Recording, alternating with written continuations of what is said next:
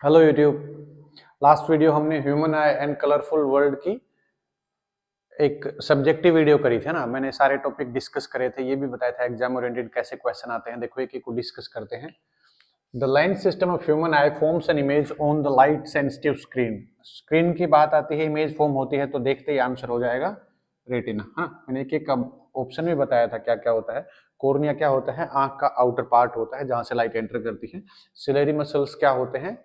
Ciliary muscles उनको कहते हैं जो हमारे आंख के अंदर कॉन्वेक्स लेंस होता है उसको होल्ड करके रखते हैं, उसकी फोकल लेंथ को एडजस्ट करता है तो छोटा बड़ा होता है, उसको एडजस्ट करते हैं। ऑप्टिक नर्व क्या होता है? जो रेटिना पे जो स्क्रीन पे जो इमेज बनती है वो हमेशा इन्वर्टेड होती है तो उसको इन्वर्ट करता है। मतलब माइनस माइनस क्या होता है? प्लस होता है, तो उल्टी बनती है उसको सीधा करके दिखाता है। दैट्स इट, है ना। तो ध्यान रखना, इसका आंसर हो जाएगा रेटिना। चलो, असर्शन रीजनिंग का क्वेश्चन है। Myopia I can not see distant object distantly. Distantly मतलब होता है क्लियरली, है ना। मतलब आराम से चीजों को अलग अलग सेपरेट करके देख सके। ये पेन है, ये आदमी है, ये बोर्ड है, ये कुछ ऐसा। ठीक है, तो मायोपिया को क्या कह सकते हैं? Can not see distant object. ठीक है, तो मायोपिया को क्या कहते हैं? Near sightedness. नियर साइटनेस मतलब नियर के तो दिखते हैं, फार के नहीं दिखते, यही कह रहा है। Can not see distant object मतलब असर्शन बिल्कुल सही है। अब रीजन को देखते हैं। For the correction of myopia converging lens of appropriate power are prescribed by the eye surgeon, है ना। कन्वर्जिंग लेंस और डाइवर्जिंग लेंस, पहली बात तो ये ध्यान रखना। तो चलो मैं यहां बता देता हूं एक बार। देखो, याद रखने की ट्रिक भी बता देता हूं। वैसे तो आपको पता है मायोपिया को करेक्ट किससे करा जाता है? बताओ किससे करा जाता है? मैं बताता हूं, देखो। कॉनकेव मिरर को याद कर लो एक बार, है ना। कॉनकेव मिरर क्या होता है?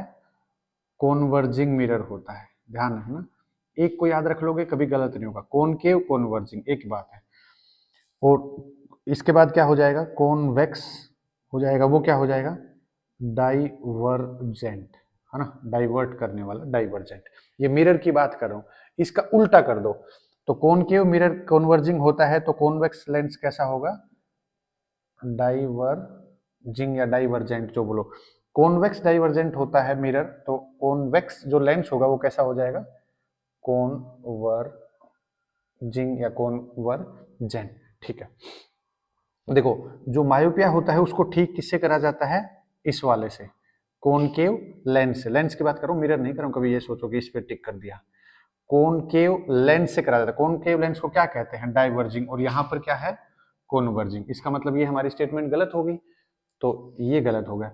ए सही है, बी गलत है। इसका राइट आंसर क्या होता है? सी होता है। सुन में देखो, कॉन्वर्जिंग डाइवर्जिंग कुछ बड़े बड़े साइंटिस्ट लोग हैं, फिजिक्स के फिजिसिस्ट कह सकते हैं, वो तो पहले ही कहते थे कि कॉन्वर्जिंग डाइवर्जिंग 12th क्लास का टॉपिक है, 10th में तो होता ही नहीं। प्रदीप जी तो आउट ऑफ सिलेबस करा रहे हैं। एक बार शेयर करो उनको ये वीडियो, पता चले उनको। कॉन्वर्जिंग डाइवर्जिंग के क्वेश्चन देखो, 2024 का आया हुआ क्वेश्चन है, मैं कोई अपने मन से नहीं बना के बता रहा हूँ। और जो बच्चा मेरे से पढ़ा है या किसी अच्छे स्कूल में पढ़ा है उसको पता है कॉन्वर्जिंग डाइवर्जिंग मिरर। अगर टॉपिक 10th में है तो कॉन्वर्जिंग डाइवर्जिंग का इंट्रोडक्शन 10th में क्यों नहीं होगा? सिर्फ कॉनकेव कॉन्वेक्स से थोड़ी होता है ना। वैसे तो फिर अगर नॉर्मल सिंपल बात पढ़ाते हैं तब आप बोलते हो 12th क्लास में तो इतना हाई है, आप ये क्यों नहीं बताते, टॉपिक तो सेम ही है। आर्ग्यूमेंट वाली बात है। तो कॉनकेव मिरर को कन्वर्जिंग के हिसाब से एक को याद रख लेना, और कॉन्वेक्स इसका उल्टा हो जाएगा, है ना। कन्वर्जिंग का डाइवर्जन। और मिरर जो होता है उसका लेंस उल्टा मार देना, तो कॉनकेव जो लेंस हो जाएगा वो क्या हो जाएगा? डाइवर्जिंग। यहां दे रखा है कॉन्वर्जिंग। कन्वर्जिंग कॉन्वर्जिंग जो आप बोलना चाहो, डिपेंडिंग अपॉन योर प्रोनाउंसिएशन। ठीक है, तो इसका राइट आंसर सी हो जाएगा। चलो नेक्स्ट क्वेश्चन करते हैं। देखो नेक्स्ट क्वेश्चन है, consider the following statement in context of human I. Human आई के रेस्पेक्ट में बताना है इनमें से कौन कौन सी स्टेटमेंट सही है। Diameter of eye ball is about 2.3 centimetre. हाँ, डायमीटर इतना ही होता है आई बॉल का, आंख की साइज का, पूरी आंख। Iris is a dark muscular diaphragm that control the size of प्यूपिल। कल वाली वीडियो में मैंने बताया था अच्छे से। प्यूपिल एक्सपेंड होता है और कॉन्ट्रैक्ट करता है लाइट की इंटेंसिटी के ऊपर। लाइट ज्यादा आ जाएगी तो क्या करेगा? अपने आप को सिकोड़ लेगा, मतलब कॉन्ट्रैक्ट कर लेगा। और लाइट कम होगी, डिम लाइट में जाएंगे तो उसको एक्सपेंड कर लेगा। ये किस बात के ऊपर डिपेंड करता है? आइरिस करता है इसको, प्यूपिल को। तो ये बात भी सही है, ये बात भी सही है। Most of the reflection for the light rays entering the I occurs in the crystalline lens, है ना। लेंस का कोई रोल नहीं होता है, लेंस का रोल होता है बाद में। जो पहले आंख के अंदर लाइट आती है वो कहाँ से आती है, मतलब कौन से पार्ट में टच करती है, कॉर्निया, जो आउटर हिस्सा होता है। तो ये वाली बात गलत होगी। While focusing on object at different distances, the distance between crystalline lens and retina is adjusted by ciliary muscle. Ciliary muscle कहाँ करता है, लेंस करता है ना। तो ये वाली बात गलत होगी, ए और बी सही है। तो पहला ऑप्शन क्या हो जाएगा, ए एंड बी ट्रू। देखो मैंने आपको बताया था आंख के बारे में जो पार्ट्स बताए थे मैंने, retina, प्यूपिल, optic nerve, cornea, iris, है ना, ये सब। तो इन सबको डायरेक्ट ना पूछ के ऐसे स्टेटमेंट में भी पूछ सकता है ना, थोड़ा सा घुमा के, मतलब इनको कॉन्सेप्चुअल वगैरह बना के, असर्शन रीजनिंग लगा लो, चाहे ये ट्रू फॉल्स लगा लो, fill in the blanks type में कैसे भी लगा लो। डायरेक्ट क्वेश्चन ये आने के बजाय डिफाइन रेटिना एक नंबर में, इसके बदले इस तरह का पैटर्न आ रहा है सीबीएसई में। हरियाणा बोर्ड में तो हो सकता है अभी भी ऐसे पूछ लिया जाए, what are the functions of pupil. पूछने को सीबीएसई में पूछ सकता है, कोई गुना नहीं। अगर पूछ लेगा तो बोलेगा मास्टर ने मना करी थी, मास्टर कैसा है, 10 साल का एक्सपीरियंस ऐसे ही खराब हो गया। वो ऐसी बात नहीं, लेकिन पैटर्न थोड़ा सा टिपिकल बना रहा है, मतलब पेपर का लेवल थोड़ा सा स्टैंडर्ड्स के हिसाब से है ना। तो जस्ट रेज योर स्टैंडर्ड, कई बार बोलता हूँ, किसी को अच्छा बुरा बोलने से अच्छा है अपना स्टैंडर्ड मेंटेन करो। सीबीएसई का लेवल यहाँ आता है तो आप अपना स्टैंडर्ड यहाँ रखो। चलो नेक्स्ट क्वेश्चन करते हैं। हेलो, देखो, when do we say that a particular person is suffering from a hypermetropia? List two causes of this defect. Name the type of lines used to correct this defect. पता नहीं क्या बोल दिया। Simply कह रहा है किसी आदमी को हाइपरमेट्रोपिया हो गया है ना, तो उसके क्या क्या कोज हो सकते हैं और उसको कैसे ठीक करते हैं, सिंपल देसी भाषा में। देखो हाइपरमेट्रोपिया क्या होता है, इसको फार साइटनेस कह सकते हैं या लॉन्ग साइटनेस कह सकते हैं, जिसमें दूर की चीज तो इसको आसानी से दिखती हैं और जो नियर की चीज होती है वो नहीं दिखती। मैंने कल वाली वीडियो जो बनाई है इससे लेटेस्ट, उस वाली वीडियो में जाके देखना, बहुत अच्छे से डिटेल में एक्सप्लेन करा है, ठीक है। और ये इसके कोज बताने हैं। देखो मैंने इसको हाईलाइट करा था, इसमें आप डायग्राम वगैरह को भी कंसिडर करना चाहो तो वेल एंड गुड है, नहीं तो डायग्राम को कर जरूर जाना, है ना, पेपर में आता है। कोज में क्या क्या बताए थे मैंने आपको, एक तो आई बॉल का साइज छोटा हो जाता है और जो फोकल लेंथ होती है वो बढ़ जाती है एकदम से ज्यादा। Name the type of lens, type of lens कौन सा होता है इसके अंदर, कॉन्वेक्स लेंस यूज होता है इसको करेक्ट करने के लिए, ठीक है। When a beam of white light passes through a region having very fine dust particle, हाँ डस्ट पार्टिकल से एक बीम बने। The colour of light mainly scattered in what reason, scattered में देखो स्कैटरिंग की बात करी जाए तो सबसे ज्यादा स्कैटरिंग किसकी होती है, ब्लू की होती है। ये बात मैंने कल भी बताई थी, यहाँ बता देता हूँ, विजिबल होगा आई थिंक, है ना, होगा। चलो थोड़ा बहुत यहाँ ऐसे कर देते हैं। जो विबग्योर वाली जो बात बताई थी उसमें मैंने बताया था ये वाली जो कलर्स होते हैं, violet, indigo, blue, green, yellow, orange, red, ये वाले कलर होते हैं। इसकी जो वेवलेंथ होती है ये कम होती है, इनकी जो वेवलेंथ होती है, लैम्बडा लिखा है, लैम्बडा ऐसा यूनिट होती है नापने के लिए, है ना, वैसे मीटर में होता है, लैम्बडा से इसको डिनोट करते हैं। इनकी वेवलेंथ ज्यादा होती है तो ये दूर तक विजिबल होते हैं और इनकी स्कैटरिंग पावर सबसे ज्यादा होती है। तो कहाँ गया ये रहा, ब्लू इसमें स्कैटर हो जाएगा। आसमान नीला क्यों होता है, मैंने कई बार डिस्कस भी करा है। आसमान को नीला होने के लिए जो नीचे वाले कलर है वोयलेट, इंडिगो, ब्लू, ये वाले कलर की स्कैटरिंग ज्यादा होती है इसलिए फैल जाते हैं। और जो इमरजेंसी सिग्नल्स वगैरह होते हैं वो रेड कलर के क्यों होते हैं, क्योंकि रेड कलर की वेवलेंथ ज्यादा होती है तो दूर से ही हमें विजिबल हो जाते हैं ना। जो जो कॉन्सेप्ट्स मैंने कल वाली वीडियो में बताए थे, एक एक कॉन्सेप्ट का यूज करते हुए मैं बता रहा हूँ। और ये मैं अपनी तरफ से क्वेश्चन नहीं बना रहा हूँ, प्रीवियस ईयर के आप कहीं से भी क्वेश्चंस या मतलब नोटबुक, प्रैक्टिस सेट वगैरह जो भी उठा के देख लेना, प्रीवियस ईयर में आए हुए डिट्टो क्वेश्चन है। और एक बार इससे पहले मेरी वाली वीडियो को देख लेना, अगर सिंगल क्वेश्चन भी ऐसा मिल जाए जो मैंने डिस्कस नहीं करा, एक आधा कोई होगा एक्सेप्शनल, तो पता है ना, एक्सेप्शन तो हर जगह होते हैं, एक आधा रेयर से रेयरेस्ट हो जाएगा तो कोई बात नहीं। और वैसे भी मैं आपको टारगेट कितना बताता हूँ, 72 से लेके 75 ही तो नंबर दिला रहा हूँ 80 में से। कोई कह रहा है 80 में से 80 दिला दूंगा, वो सरासर झूठ बोल रहा है आपको। अगर कोई ऐसी गोली दे रहा है, चूना लगा रहा है, तो झूठ। मैं तो इतने नंबर के लिए लड़ता हूँ, मेरे बच्चे अगर इतने नंबर ले आएंगे, और हाँ ये नंबर अगर मेहनत के होंगे और आपके कॉन्सेप्ट्स अच्छे रहे होंगे तो इससे ज्यादा भी स्कोर हो सकता है, इससे कम नहीं होगा, इस चीज की अश्योरिटी है। चलो आगे करते हैं। चलो देखो कितना शानदार क्वेश्चन है। Define the term power of accommodation of human I. Human आई के अंदर पावर ऑफ अकोमोडेशन क्या होता है, कल वाली वीडियो में भी मैंने आपको डिस्कस करा था। पावर ऑफ अकोमोडेशन होता है फोकल लेंथ को एडजस्ट करने की जो हमारी पावर होती है, फोकल लेंथ को मतलब कम या ज्यादा करने के लिए, उसको बोलते हैं power of accommodation. Write the name of the part of eye which plays a major role in the process of accommodation, मतलब फोकल लेंथ को कम या ज्यादा करने में कौन हेल्प करता है। फोकल लेंथ किसकी बनेगी, लेंस की बनेगी। तो लेंस को कंट्रोल कौन करता है, सिलेरी मसल। तो इसका राइट आंसर क्या हो जाएगा, सिलेरी मसल हेल्प करती है, ठीक है। And explain what happens when human I focuses. Human आई जो फोकस करती है वो क्या नियर बाई ऑब्जेक्ट के लिए करेगा, डिस्टेंट ऑब्जेक्ट के लिए करेगा, उसको देखो इसी चीज को थोड़ा सा और करके बताया है।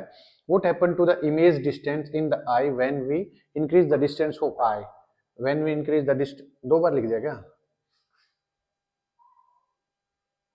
in the eye when we increase the distance in eye when we increase the distance of object from the eye। थोड़ा लिखने में प्रॉब्लम होगी, कहने का मतलब ये है, इस वाले को बता रहा हूँ, आंख से दूर में ऑब्जेक्ट को रख दूंगा तो डिस्टेंस ऑफ इमेज बतानी है ना।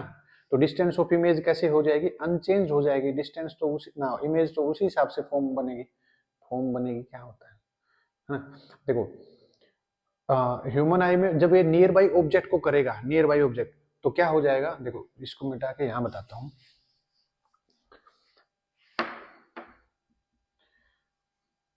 जब नियर बाई के लिए करेगा तो सिलेरी मसल आपस में ऐसे कॉन्ट्रैक्ट हो जाएंगी, छोटी हो जाएंगी, तो जो लेंस हो जाएगा वो क्या हो जाएगा,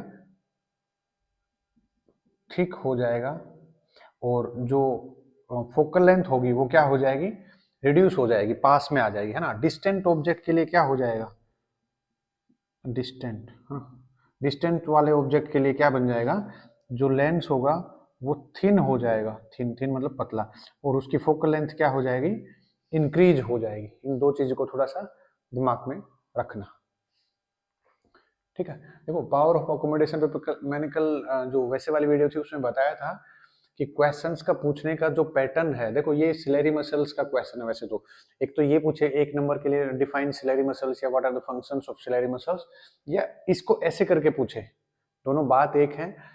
एक एक चीज ऐसी है जो मैं ये वाली बात तो नहीं बताई थी थिन थिक वाले, लेकिन सिकोड़ने वाले और उसमें एक्सपेंड होने वाले, ये वाली दोनों बातें तो मैंने बताई थी। फोकल लेंथ को कम ज्यादा होता है, थिन और थिक वर्ड ये यूज नहीं करे थे। बाकी 90% वही चीज आएंगे कॉन्सेप्चुअल जो मैंने डिस्कस करी है, बाहर से नहीं आने दूंगा, भरोसा रखो। 10 साल का एक्सपीरियंस है आप लोगों के साथ है, जय बाब बागी ना, झंडे गाड़ देंगे। चलो नेक्स्ट क्वेश्चन करते हैं। देखो कितना अच्छा क्वेश्चन है, बहुत ही अच्छा क्वेश्चन है। Draw a ray diagram to show the formation of rainbow in the sky. On this diagram mark a dispersion of light. मेरी तरफ से सुपर इंपोर्टेंट लगा लेना ना, मेरे को अच्छा लगा मैंने बता दिया है। डिस्पर्जन ऑफ लाइट होना चाहिए। देखो यहाँ से एक चीज का हिंट मिल गया कि जो रेनबो होता है वो डिस्पर्जन ऑफ लाइट की वजह से होता है। मैंने कल रेनबो के ऊपर भी बताया था, 3 क्वेश्चन इंपोर्टेंट लगवाए थे, rainbow formation, twinkling of star और अर्ली सनराइज डिलेड सनसेट, है ना। डायग्राम बनाना है जहां से डिस्पर्जन ऑफ लाइट हो, इंटरनल रिफ्लेक्शन भी हो और जहां रिफ्लेक्शन भी हो, और list 2 necessary condition to observe a rainbow. एक रेनबो के होने की क्या क्या कंडीशंस हो सकती हैं, देखो रेनबो की कंडीशन देख लेते हैं। सबसे पहले तो क्या होता है, रेनबो एक वाटर ड्रॉपलेट के ऊपर व्हाइट लाइट गिरती है तो वो एज ए प्रिज्म एक्ट करता है। तो जो वाटर ड्रॉपलेट होनी चाहिए, वाटर ड्रॉपलेट होनी चाहिए, कहां पर होनी चाहिए, एटमॉस्फेयर के अंदर। और दूसरी बात क्या है, सन होना चाहिए। सन नहीं होगा तो लाइट किस पे गिरेगी, लाइट गिरेगी कहीं से नहीं, है ना। तो या फिर वाटर ड्रॉपलेट नहीं होगा तो सन की अकेली लाइट गिरने से क्या हो जाएगा, तो नॉर्मल व्हाइट लाइट वाली नॉर्मल कंडीशन हो जाएगी, ठीक है। रेनबो कैसे बनाए भाई, ये मान लो एक वाटर ड्रॉपलेट है। ड्राइंग मेरी थोड़ी सी आपको पता ही है ज़्यादा अच्छी है तो लोग उसको ज़्यादा पसंद करते हैं, ठीक है। सन की लाइट आई, यहाँ से क्या हो जाएगा, डिस्पर्जन हो जाएगा, तो ये ए पॉइंट हो जाएगा, इसको लिख लो सनलाइट, है ना। ये लाइट आई, ये क्या हो जाएगी, थोड़ा डायग्राम ऐसे ही बनता है मेरे से, है ना। ये यहाँ से लाइट गई, यहाँ से टकरा के वापस हो गई, ये क्या हो जाएगा, दिखाना चाहो तो ये दिखा दो, आई दिखा देना, आर दिखा देना, ये रिफ्लेक्शन हो गया, तो मतलब ये वाला पॉइंट क्या हो जाएगा, बी हो जाएगा।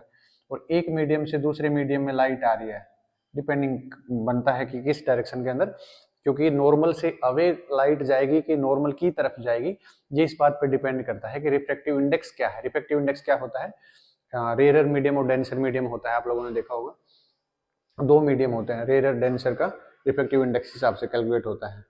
ये वाला फॉर्मूला अगर आपने पढ़ा हो तो speed of light in air upon में यहाँ पे गिवन मीडियम, है ना, ऐसा होता है रिफ्रैक्टिव इंडेक्स। क्वेश्चंस वगैरह आएंगे तो उस टॉपिक के ऊपर फिर से कराएंगे। तो ये वाला पॉइंट क्या हो जाएगा, सी पॉइंट हो जाएगा। ए बी यहाँ से क्या हो जाएगा, डिस्पर्जन हो जाएगा, ये पूरा का पूरा रिफ्लेक्शन है, यहाँ से रिफ्रैक्शन है ना। ये मैंने इंपॉर्टेंट इसलिए लगवाया। देखो बातें तो सारी कर रखी है हमने, बातें सारी कर रखी है, लेकिन क्वेश्चन की फॉर्म देखो कैसे पूछ रहा है। अब तो सही लग रहा होगा, आप लोगों के कॉन्सेप्ट्स कैसे हैं, आप लोग उन क्वेश्चंस को देख के कैसे रिएक्ट करते हैं, यही तो डिपेंड करता है। आती सबको सब चीजें हैं, लेकिन क्वेश्चन अगर घुमा के पूछा गया है तो आप उस पे कैसे अपने आप को रिप्रेजेंट करते हैं, ये मैटर करता है। अब कोई नॉर्मल पूछ ले रेनबो क्या होता है, तो पता ही है ना, प्रिज्म या व्हाइट लाइट होती है, वो एक वाटर ड्रॉपलेट पे गिरती है, प्रिज्म बन जाता है। लेकिन अगर डायग्राम की फॉर्म में आए तो एक बार के लिए तो थोड़ा माइंड कंफ्यूजिंग होता ही है ना। तो इस चीज को थोड़ा सा ध्यान रखना। बाकी मैंने इंपोर्टेंट लगवाया है तो मेरी चॉइस आप लोगों को पता ही है पेपर में कैसी होती है। चलो नेक्स्ट क्वेश्चन करते हैं। आओ देखो क्वेश्चन क्या कह रहा है, name and explain the phenomena of light due to which the path of beam of light become visible when it enter smoke filled room through a small hole. मतलब small hole से हम light को visible करते हैं तो उसमें से particle दिखते हैं। कल परसों मैंने जो वीडियो बनाई थी उसमें बताया था, दरवाजे में से क्वाड में से कोई ना कोई होल होता है, उसमें से डस्ट में से पार्टिकल हमें डस्ट पार्टिकल होते हैं, उनमें से लाइट की हमें विजिबिलिटी दिखती है। ये वही वाली बात है। ये किसके अंदर होता है, या तो इसको बोलो scattering of light, same colour ले लिया चलो कोई नहीं, स्कैटरिंग ऑफ लाइट होता है। और दूसरी बात इसको टिंडल इफेक्ट के साथ एक्सप्लेन करा गया था, टिंडल्स इफेक्ट याद है। टिंडल इफेक्ट में मैंने क्या एग्जांपल दिया था, या तो घना फॉरेस्ट वगैरह का एरिया होता है, उसमें से ऊपर से जो सनलाइट आती है वो एक बीम ऑफ लाइट की तरह दिखती है, जैसे टॉर्च की होती है ना, टॉर्च की लाइट ऐसे दिखती है निकलती हुई कि यहाँ से जा रही है। अंधेरे वगैरह में देखोगे दूर से गाड़ियों की लाइट आती है तो ऐसे बीम बनती है, बीम मतलब एक रे बोल सकते हैं, ठीक है, ये होगा। Also state the dependence of colour of light we receive on size of particle. Size of particles का मतलब क्या होता है, जो छोटे साइज के पार्टिकल होते हैं, स्मॉल साइज के पार्टिकल, वो क्या करते हैं, जिसकी छोटी वेवलेंथ होती है, छोटी वेवलेंथ मतलब जैसे लाइट कलर होता है, लाइट कलर क्या बोल रहा हूं मैं, लाइट की जो वेवलेंथ कम होती है, वेवलेंथ कम होती है उनको करते हैं, जैसे ब्लू, इंडिगो वगैरह, इनको, है ना, इनकी वेवलेंथ कम होती है तो जो स्मॉल साइज के पार्टिकल रहे होंगे वो इनको स्कैटर कर देंगे। और अगर लार्ज साइज के हैं,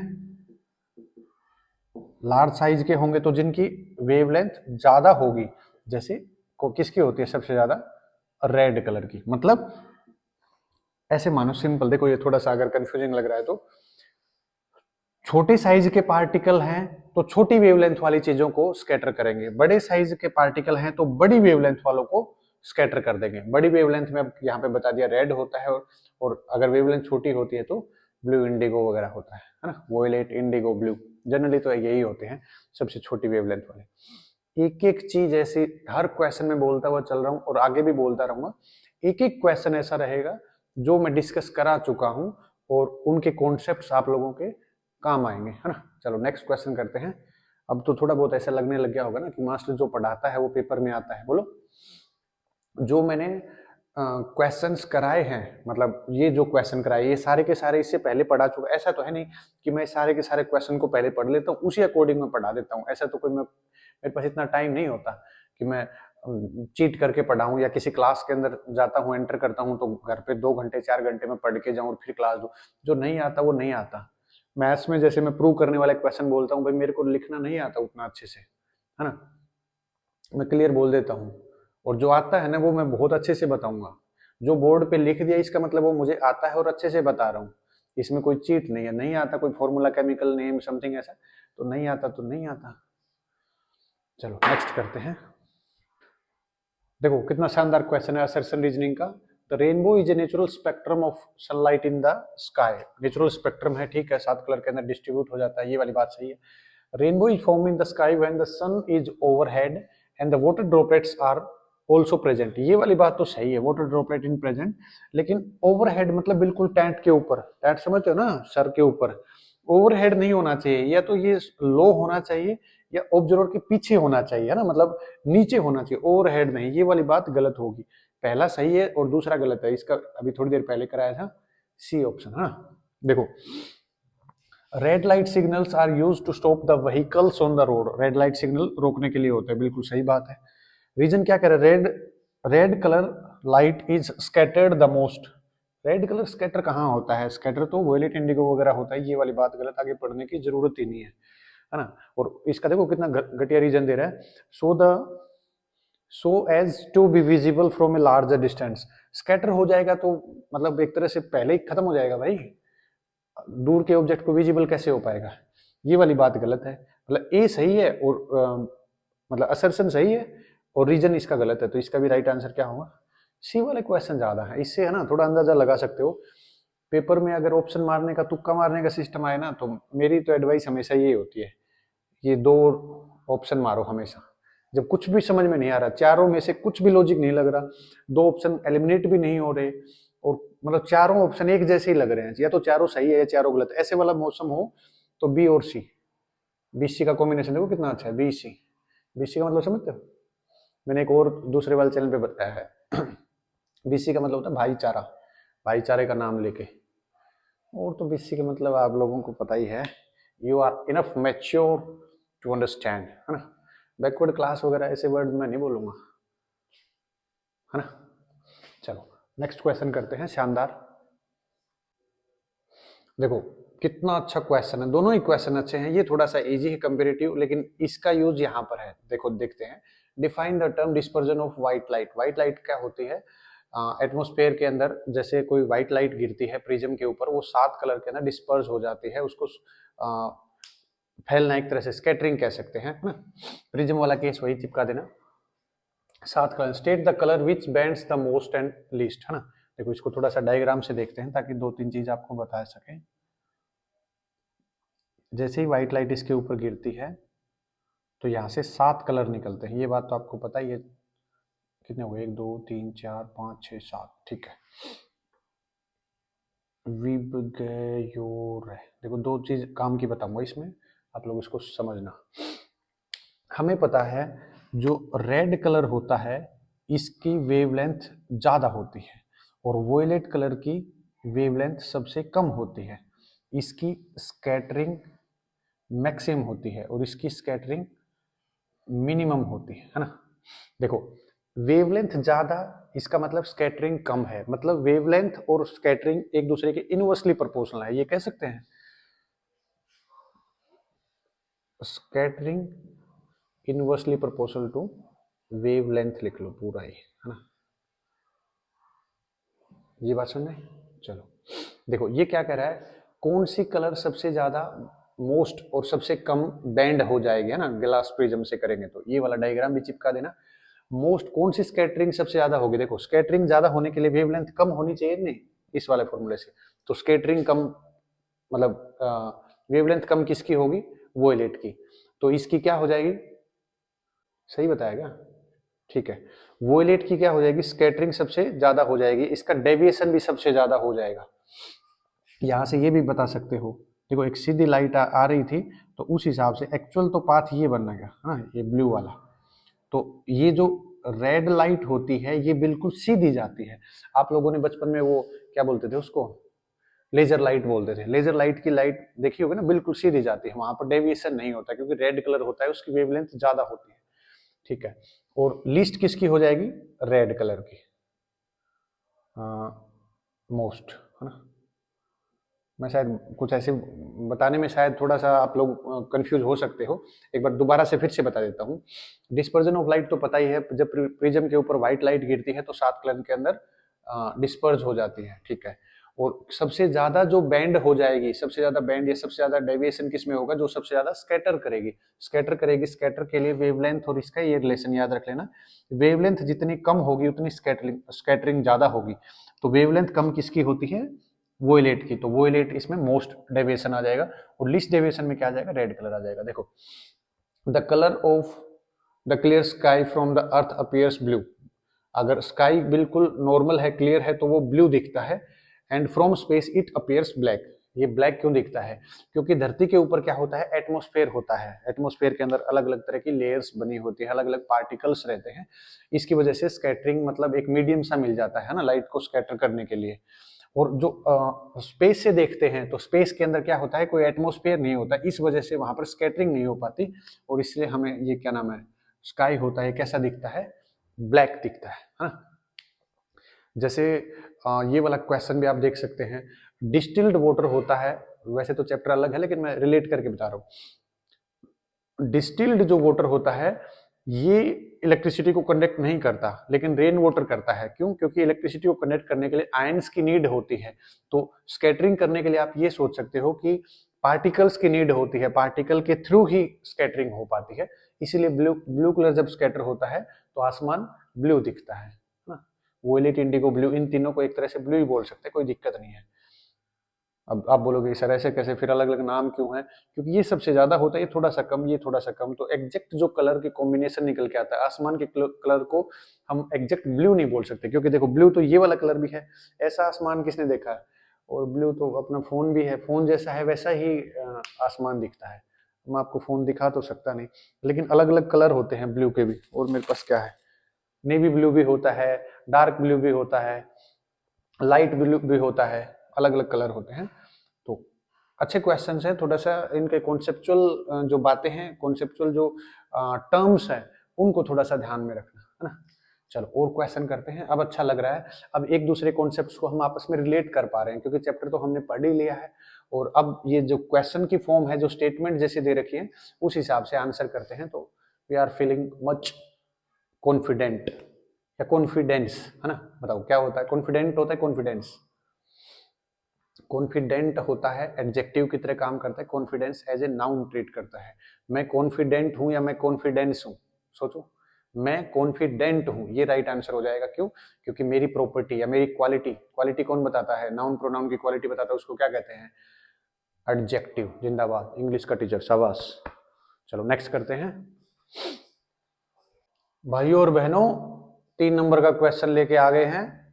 give reason for the following, reason बताने हैं, 3 ऑप्शन है। Danger signal installed at airport and at the top of the tall buildings are of the red colour. मैं बार बार बताता चल रहा हूं, जो रेड कलर होता है इसकी वेवलेंथ मैक्सिमम होती है, स्मोक हो या फोग हो, इसको भी ये पेनिट्रेट कर देता है, तो ये भी कह सकते हैं आप पेनिट्रेशन।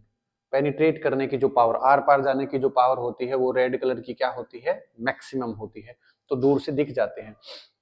थोड़ा सा इसमें ये भी लगा सकते हैं, जो येलो कलर होता है, ओनली येलो कलर की बात कर रहा हूं, देखो विबग्योर को देखो पहले, VIGBYOR, है ना, विबग्योर, येलोइस ऑरेंजिस रेडिस, है ना, ये वाले जो कलर होते हैं, ये कलर दूर से दिख जाते हैं, ये वाली बात तो आपको पता चलेगी, ठीक है। जो पर्टिकुलर येलो कलर होता है, ये धुंध वगैरह में काम करा जाता है, काम क्या करा जाता है, यूज होता है। तो जो स्कूल बस होती हैं, स्कूल बस का कलर येलो क्यों होता है, ध्यान रखना, इस चीज को भी कभी कभी पूछ लिया जाता है। अमेरिका में और कनाडा में सबसे पहले इस चीज को इंट्रोड्यूस करा गया था। मेरे पुराने बच्चे हैं उनको तो पता ही है, मैं पढ़ाता था तब बता देता था।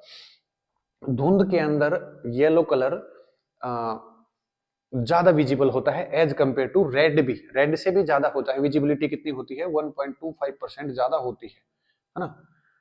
ऐसे कह सकते हैं, अगर वो 100% होता है तो ये 125% होता है येलो ओनली। लेकिन इमरजेंसी सिग्नल्स वगैरह ये बनाते एयरपोर्ट वगैरह पे, हमेशा तो धुंध नहीं रहती ना, साल में 1-2 महीने मैक्सिमम धुंध रहती है, बाकी टाइम में तो क्लियर रहता है, तो रेड कलर की विजिबिलिटी वहां काम आती है, ठीक है। देखो ये क्वेश्चन रिपीट हो गया, द स्काई अपीयर्स डार्कस्ट पैसेज, ऊपर से चलेंगे तो एटमोस्फेयर नहीं होता, एटमोस्फेयर नहीं होता तो ब्लैक कलर दिखता है, अभी जस्ट इससे पिछले वाले क्वेश्चन में बताया है। The path of the beam of the light passing through a colloidal solution, देखो ये टिंडल इफेक्ट वाली बात है। टिंडल इफेक्ट क्या होता है, अभी मैंने कई क्वेश्चंस में ये बात डिस्कस कर रखी है। जब बीम ऑफ लाइट होती है, वो कोलाइडल पार्टिकल्स को एक दूसरे से टकरा के, जैसे पार्टिकल है ये टकरा टुकड़ों के, और बीम ऑफ लाइट बन जाती है, और वहां पर वो हमें विजिबल होती है, स्कैटरिंग की वजह से होता है ना। चलो क्वेश्चन देखो रिपीट भी होने लगे हैं, और थोड़ा सा जो देखो ऐसा नहीं कि यही क्वेश्चन दोबारा आया तो मैं फिर से लिख दूंगा। पूछने का तरीका जो पिछले वाला था, एटमॉस्फेयर से आसमान का कलर काला दिखता है और नॉर्मल देखते हैं तो ब्लू दिखता है, तो इस क्वेश्चन को थोड़ा सा घुमा के पूछा इसलिए मैंने लिखा है। बाकी चीजें वही हैं। अगर आपके कॉन्सेप्ट्स बिल्ड हो गए हैं तो आप ये वाले क्वेश्चन आराम से कर लोगे, है ना। चलो नेक्स्ट क्वेश्चन देखते हैं, आ जाओ। देखो 3 क्वेश्चन और देखो, बहुत शानदार क्वेश्चन है। What is atmospheric reflection? Atmospheric reflection क्या होता है? जो रिफ्लेक्शन होता है वो एटमॉस्फेयर की वजह से हो जाए। एटमॉस्फेयर क्या होता है? डिफरेंट डिफरेंट लेयर्स होती है एटमॉस्फेयर के अंदर। तो जब सन से कोई लाइट आती है, किसी भी ऑब्जेक्ट से, ऊपर से कोई ऑब्जेक्ट रखा है मान लो 1%, तो हर एक लेयर में आता है। तो जो नीचे वाली लेयर होती है, मान लो ऐसे लेयर होती है अर्थ की, है ना, तो नीचे वाली जो एयर बोल रहा हूँ, जो लेयर होती है वो डेंसर होती है। फिर ये क्या हो जाएगी, थोड़ी सी रेयरर हो जाए कंपेरेटिव, ये रेयरर, इससे और रेयरर, मतलब ऊपर जाते जाएंगे। हम रेयरर मीडियम को इंट्रोड्यूस कर रहे हैं, ठीक है।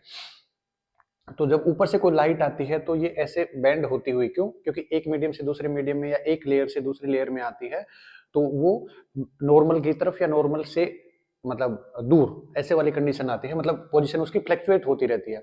इसी वजह से जो स्टार होते हैं, स्टार वाला एग्जांपल मैंने दिया था, स्टार अपनी एक्चुअल पोजीशन के ऊपर नहीं दिखते। स्टार की जो लाइट स्टार एमिट करता है और हमारी आंखों में पहुंचती है, वो लाइट ऐसे जिगजैग वाले मोशन से होके आती है।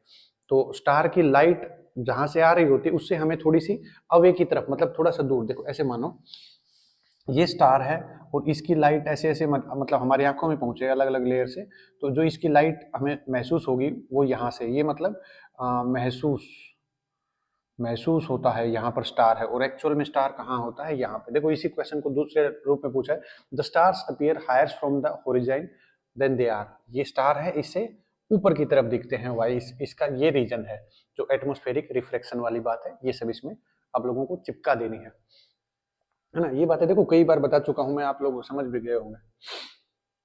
देखो स्टार वाली बात इसमें थी, स्टार वाली बात इसमें है, सारी की सारी राम कहानी एक ही है। मैंने इंपोर्टेंट भी लगवाया था इसलिए मैं आपको रिपीट बता रहा हूँ। What happens to the image distance in the normal human eye when we decrease the distance of an object 10 metre से 1 मीटर। 10 मीटर से 1 मीटर की तरफ ऐसे ले आएंगे तो क्या होगा? जो इमेज की डिस्टेंस, शायद मैंने पहला या दूसरा क्वेश्चन कराया था, इमेज डिस्टेंस जो होगी उसके अंदर कोई चेंज नहीं आएगा। क्यों? क्योंकि जैसे ही पास आएगा तो सिलेरी मसल्स जो हमारे कॉन्वेक्स लेंस होता है उसको बोलेगा कि भाई एडजस्ट कर अपने हिसाब से, तो वो जो थिक हो जाएगा, है ना। थिक और थिन वाली कहानी बताई थी। और उससे क्या हो जाएगा, जो फोकल लेंथ हो जाएगी, फोकल लेंथ रिड्यूस हो जाएगी और अपने हिसाब से यहाँ से पास से आके देख लेगा। क्लियर? ये वाली बात भी शायद दूसरा तीसरा जो भी क्वेश्चन है वो उसमें बताया था। अब मोस्टली क्वेश्चन रिपीट हो रहे हैं, वही हाइपरमेट्रोपिया, मायोपिया, समथिंग ऐसा। और जो रिफ्लेक्शन वाला पार्ट है वो मैंने आपको बता ही दिया है।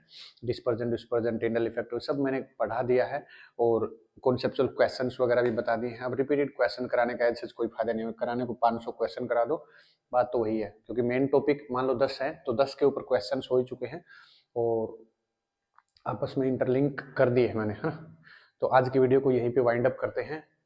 अपनी स्टडी को कंटिन्यू रखिए, सर्दियों का टाइम है, ज़्यादा से ज़्यादा यूटिलाइज करने की कोशिश करो।